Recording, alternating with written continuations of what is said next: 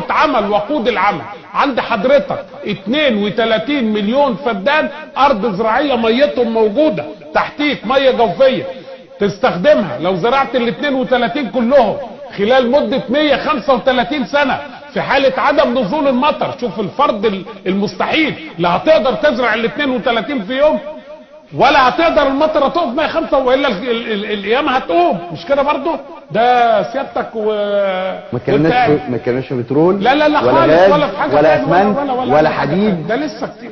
فانا بقول لا، مصر اغنى دوله على مستوى العالم، مصر دوله غنيه، الاداره بها غبيه للاسف. يعني زي الراجل اللي بياخد مثلا 40,000 جنيه في الشهر والثلاجه فاضيه. ما الثلاجه فاضيه لانه بيسكر ب 20 وماشي مع واحده بيصرف 15 وبيقعد على القهوه بيصرف 10 ويتفضل 300 جنيه معاه ويحلف بالله العظيم ان انا باخد 40,000 بيروح. ايوه يا عم انت بتسكر بنصهم، انت بتديهم ليه؟